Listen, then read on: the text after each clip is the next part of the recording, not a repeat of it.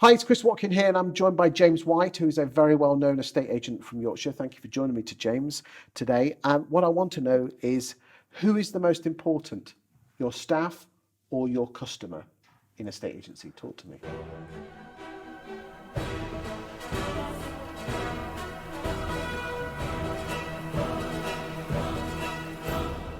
Your staff every single time. It starts with the people that you employ, the people who are your colleagues.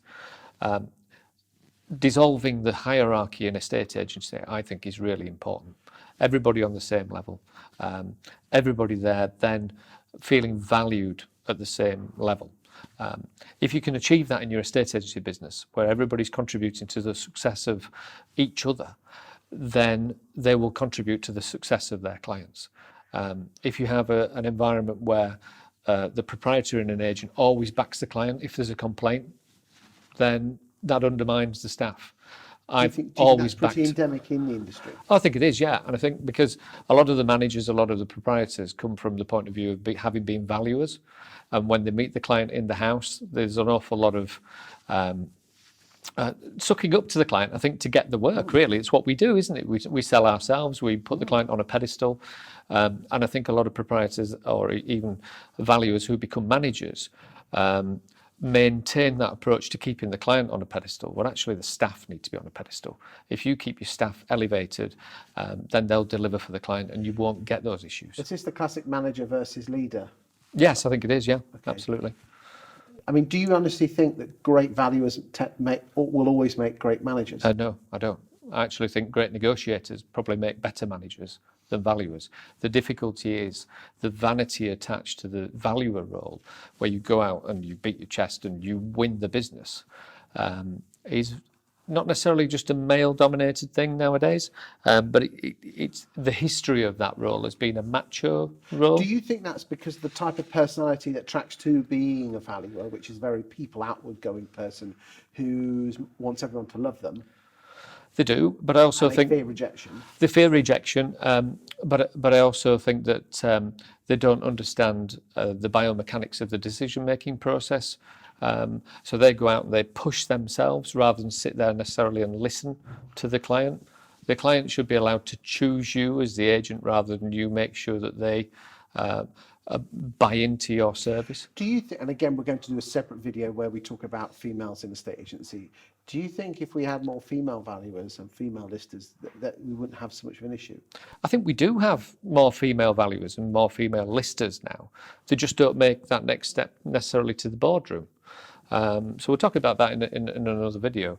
But some of the best estate agents, well, most of the best estate agents I come across are female rather than male. I can't disagree with you.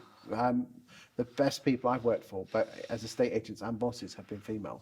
Absolutely. You know, their emotion, is it emotions, EQ, emotional quotancy, quotient or whatever it's called, is much higher than men. They're more empathetic. Does that make them then, in your opinion, better proprietors, better managers? In a lot of cases, yes, it can. But again, let's go into a lot more detail in that video. We'll do that. It's going to be a cracker of a video. We'll do that next. But what can estate agents do to change that? Is it a mindset from the boss? I think the boss has got to almost lower their own importance within the business. Got to remember that the people who work for them are the people that provide them with a living, not the bosses providing the staff with a living. It's almost you have to work for them, they don't work for you. That's right, that's right. How did you learn that as an estate agent? Oh, made all the mistakes that you could possibly mistake, from being a young manager at the age of 20 with the bravado of being the person that went out and won the business and I was the top fee earning person in the country. All of that sort of thing. I put myself on a pedestal and I failed to put my staff on a pedestal. Now I'm 47. Okay. My staff come first. Okay, but how did you learn that?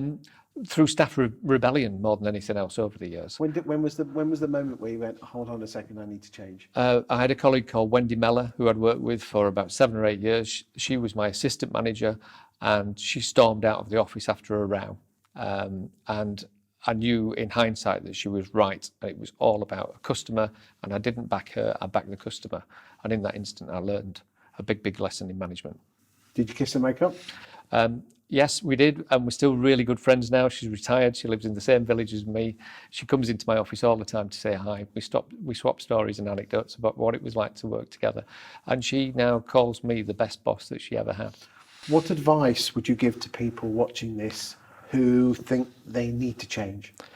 Probably make a list of your own flaws as a manager, and then share notes with your staff and ask them what they think of you. Don't be afraid to ask your staff how you can be better.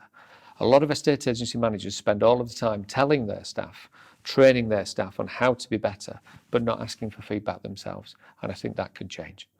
Thank you for your time today. You're welcome.